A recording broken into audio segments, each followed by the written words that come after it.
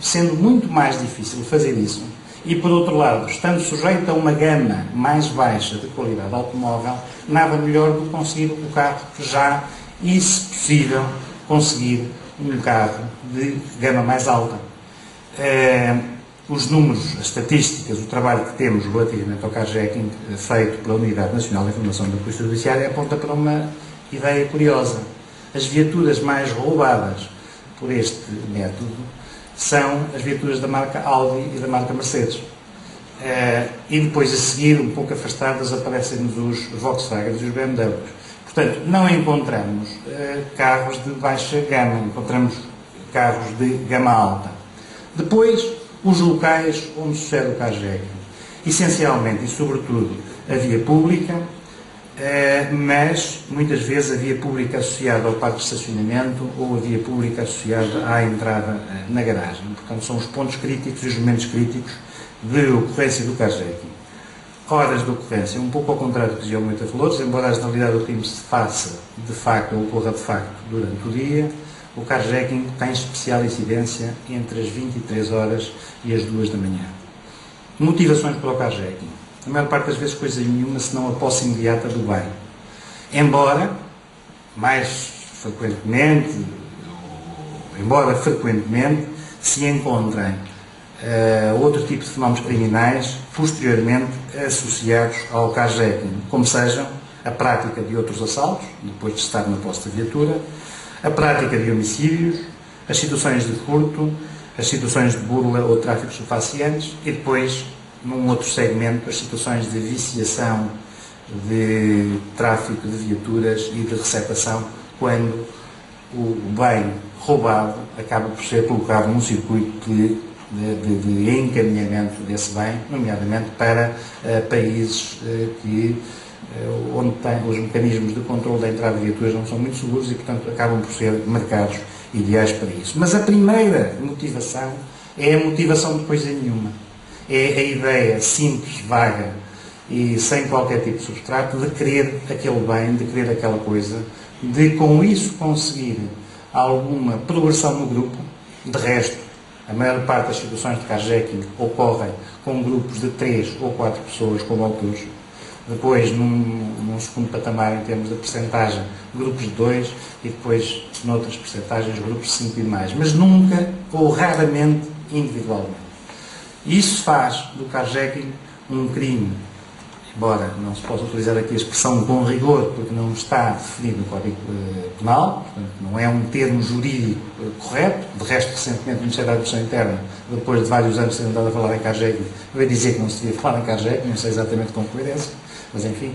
Mas, portanto, dizia eu que este tipo de ilícito, este tipo está muitas vezes associado à própria progressão no grupo, porque é uma forma de demonstração de força perante os outros.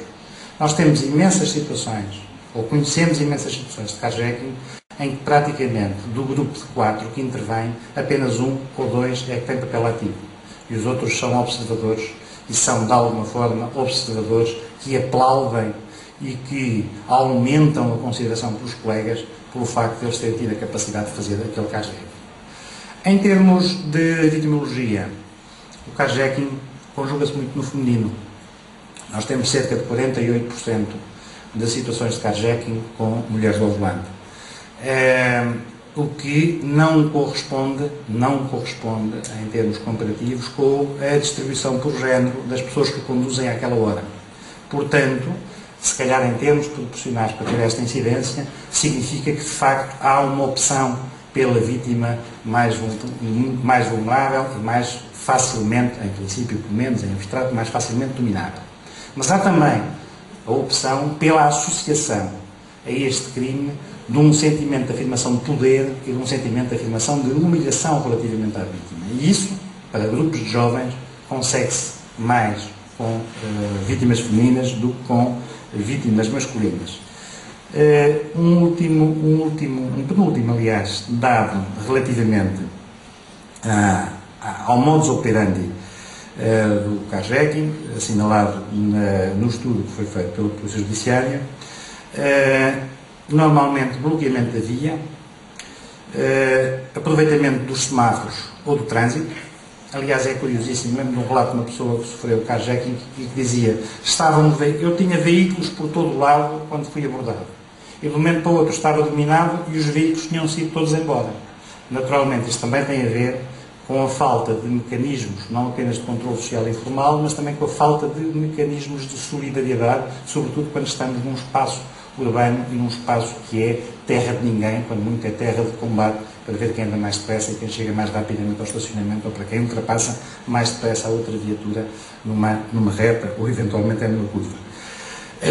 Carjacking também associado a situações de namoro na viatura, ou seja, jovens ou menos jovens, mas casais que estejam a namorar, que acabam por ser surpreendidos por se encontrarem distraídos relativamente à aproximação de terceiros.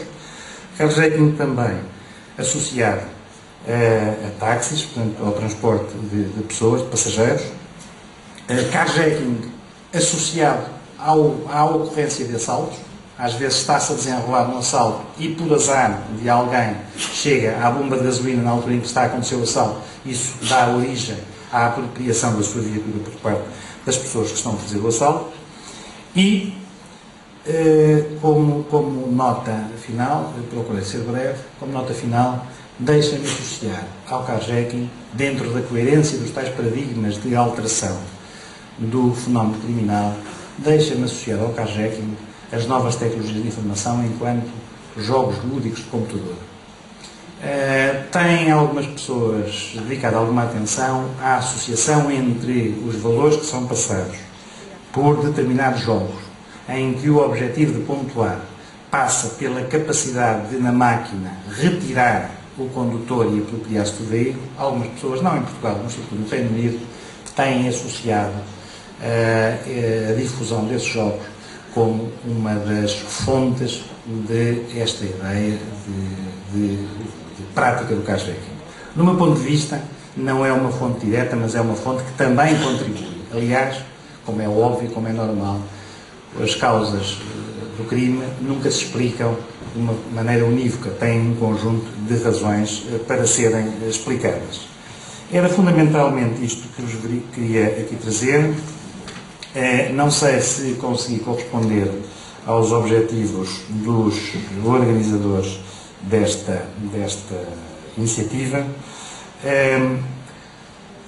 Como nota adicional, ainda que me pareça que ela tem pouco a ver com a decisão individual de prática de uma ação, mas acaba por facilitar essa ação, como nota final, e atendendo a que estão aqui representantes das autarquias, o urbanismo, segundo alguns autores, o urbanismo, quer nas vias de comunicação, quer na criação de periferias, é também uma das razões geradoras do carjacking.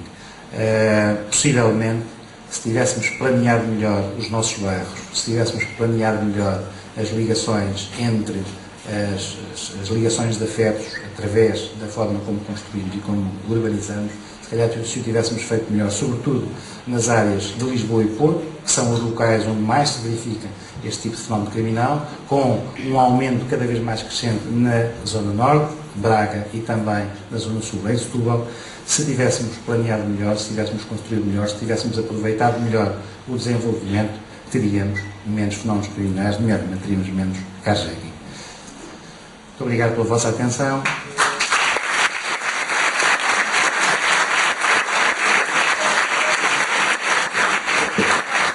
O nosso muito obrigado pela intervenção do Dr. Carlos Farinha. Uma mesma lembrança para o doutor, tipicamente marense.